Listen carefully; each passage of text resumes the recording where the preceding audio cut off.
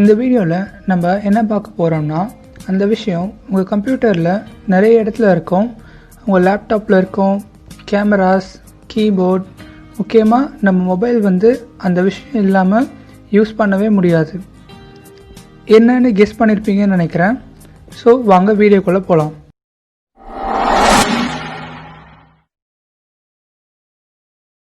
Welcome to Android தலை. இந்த வீடியோவில் நான் உங்களுக்காக கொண்டு வந்திருக்க டாபிக் என்னென்னு பார்த்தீங்கன்னா, different types of USB cables and அது எந்தெந்த இடத்துலலாம் யூஸ் ஆகுதுன்னு சொல்லிட்டு பார்க்க போகிறோம். ஸோ வீடியோவை கம்ப்ளீட்டாக பாருங்கள். ஃபஸ்ட்டு நம்ம பார்க்க போகிற யூஎஸ்பி டைப் என்னென்னா, யூஎஸ்பி டைப் ஏ.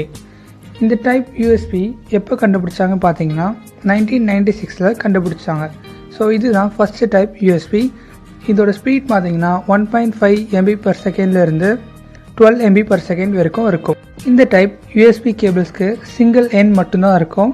ஸோ இந்த டைப் யூஎஸ்பி கேபிள்ஸை நம்ம இன்னும் யூஸ் பண்ணிகிட்டே தான் இருக்கோம். இது எங்கே யூஸ் பண்ணுறோம் பார்த்தீங்கன்னா, நம்ம சிஸ்டம் இருக்குல்ல, பிசியில் நம்ம mouse, keyboard, camera, so other டிவைசஸ்லாம் கனெக்ட் பண்ணுறதுக்கு இந்த டைப் யூஎஸ்பி கேபிளை யூஸ் பண்ணுறோம். Next USB type B. இந்த பி டைப் கேபிள் நீங்கள் நிறைய இடத்துல பார்த்துருக்க முடியாது. இது மோஸ்ட்லி எதில் யூஸ் பண்ணுறாங்கன்னு பார்த்தீங்கன்னா, பிரிண்டர்ஸ் அண்ட் ஸ்கேனர்ஸில் நம்ம பிசியோட கனெக்ட் பண்ணுறதுக்கு இது யூஸ் பண்ணுவாங்க. Next mini USB. இந்த யூஎஸ்பியை நீங்கள் பார்த்துருக்க நிறைய சான்சஸ் இருக்குது. பிகாஸ் முன்னாடி வந்த மொபைல்ஸ் எல்லாம் ஸ்டாண்டர்டாக இந்த யூஎஸ்பி கேபிள் தான் வந்துட்டு இருந்தது. மற்ற யூஎஸ்பி கேபிளை விட இது சின்னதாக இருந்தாலும் கொஞ்ச நாள் தான் இருந்தது. அப்புறம் மைக்ரோ யூஎஸ்பி ரீப்ளேஸ் பண்ணிடுச்சு.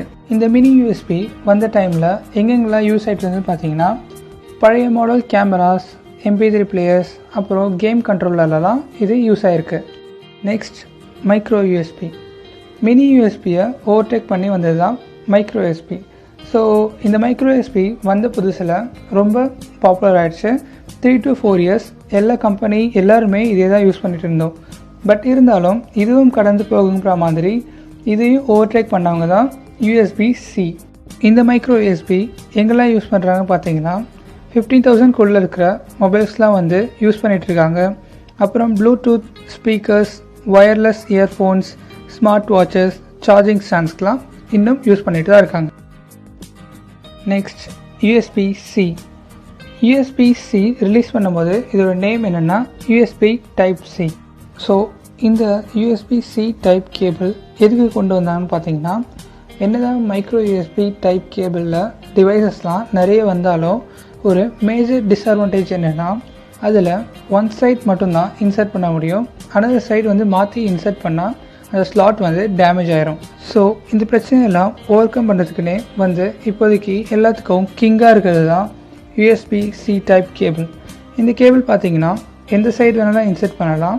இந்த கேபிளில் முன்னாடி பார்த்த கேபிள்ஸை விட ஃபாஸ்ட்டாக டேட்டா ட்ரான்ஸ்ஃபர் பண்ணலாம். உங்களுக்கு ஏதாச்சும் கேபிள் பற்றி இன்ஃபர்மேஷன்ஸ் வேணும்னா நீங்கள் கமெண்ட் பண்ணுங்கள். இந்த வீடியோ உங்களுக்கு யூஸ்ஃபுல்லாக இருக்கும்னு நம்புகிறேன். இந்த வீடியோ உங்களுக்கு பிடிச்சிருந்தால் லைக் பண்ணுங்கள், இன்ஃபர்மேட்டிவாக இருந்தால் ஷேர் பண்ணுங்கள், அண்ட் மறக்காமல் சப்ஸ்கிரைப் பண்ணுங்கள்.